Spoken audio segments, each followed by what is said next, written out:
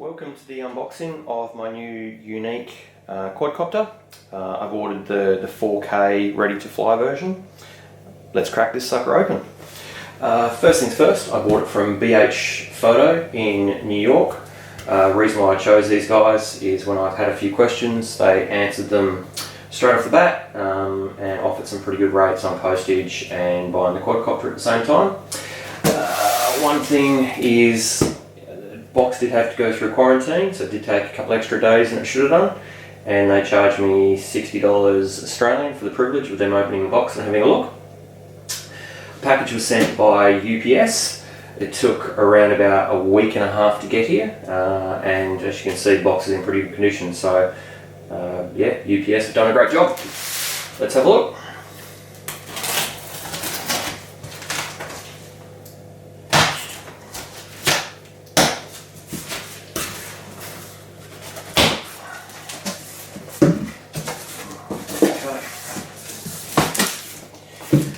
Alright, so quarantine, open for inspection.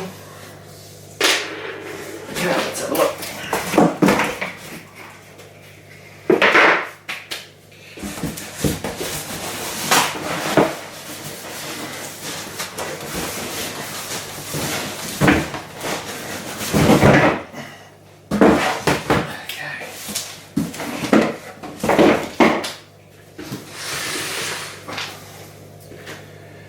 As you can see, I've ordered the big kit in the case with everything ready to go. So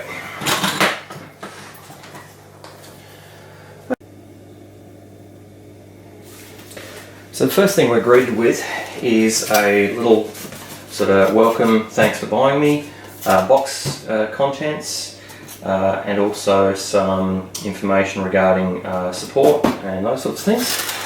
Little accessories box. So let's have a look what comes in the accessories box.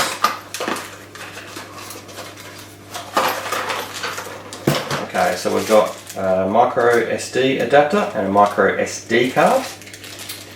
We have a lens ring, a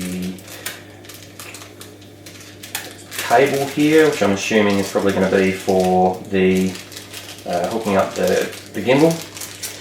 It looks like a removing and replacing UV filter. So it looks like there's a UV filter with this craft as well.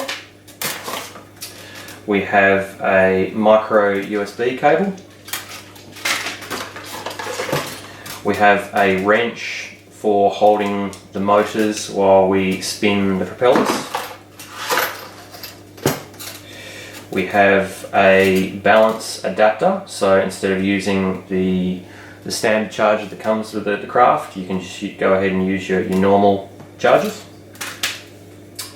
We have a USB programmer, so I believe this is for updating the software within the craft.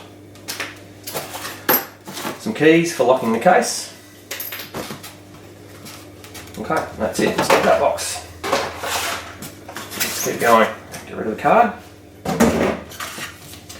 Okay, so we have a quick start guide, user manual, and a know before you fly, talking about some rules. You know, don't fly your craft near people, don't fly within 5.5 K radius of airports, don't fly more than 400 feet. So all the things that we like to do, you know, keep our fun hobby nice and legal. This is something that is really important. This is showing you the sequence of colours which you may see coming from the craft. As you can see, there is a lot of different colour sequences, so it's probably going to be very important that this is stored somewhere near your controller at all times, so whenever your craft is telling you something, you can work out exactly what it's telling you. Chances of flyaways and those sorts of things happen usually because people haven't noticed a different sequence, and yeah, that's what causes most people having accidents. You know, not GPS lock and they go ahead and launch, those sorts of things. So really important you keep this LED status card with the craft at all times. Okay, so we've got some propellers. Looks like we've got 8 propellers in this kit. They're quite a nice finish. They feel like they're quite a stiff nylon sort of glass filled material. The centre hub is aluminium, and it's got an aluminium thread on the inside, so hopefully they lock up nice and tight. It also looks like in here these are angled, so hopefully it's going to be drawing some air in across here and blowing it straight across your motors, keeping your motors nice and cool. Okay, what's next? Okay, so this is a little flimsy box that you can unfold, and it has some suction cups, and you can stick that to the front of your ST10 Plus controller, and that will then become a sunshade so you can see it in all lighting conditions. Okay, here we go. Alright, let's get this sucker out.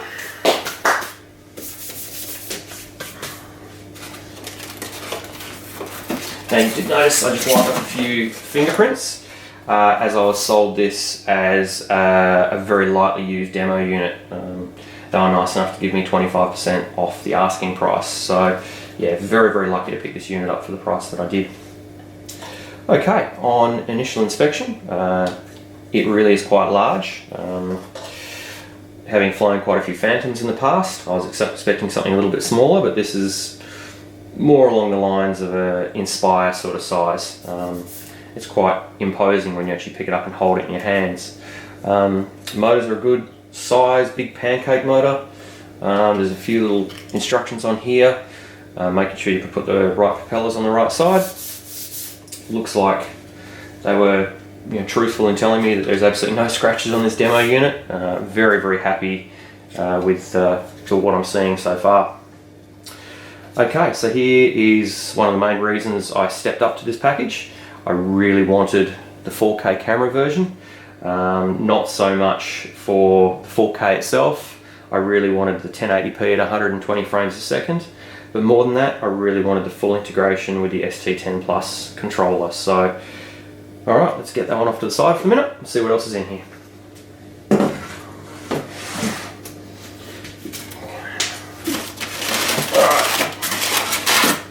So it looks like we have a figure 8 power cable. I'm either going to need to get another one or a power adapter because that doesn't suit the Australian plug. What's next? We have ourselves a balance charger. Now we can use this either in the car and charge from your cigarette port, or we can use this on the mains with the provided power supply. Now this looks like it's 12 volt out, 5 amps, so it's a good looking little power supply. What do we have here? We have a USB adapter. Now this is going to be for charging your controller. Again, this isn't going to suit Australian requirements, but I'm pretty sure that everyone's got an iPhone charger or a Samsung charger lying around. It does say 1 amp as your output, so make sure you are using a high amperage USB, otherwise this sucker is going to take a very, very long time to charge. Okay, so what else do we have in here? Okay, so we have our cigarette lighter adapter, so we can charge on the run. We have two 5.4 milliamp battery packs. Looks like one of them's been used, but the other one has never been used. A couple of things with the battery packs.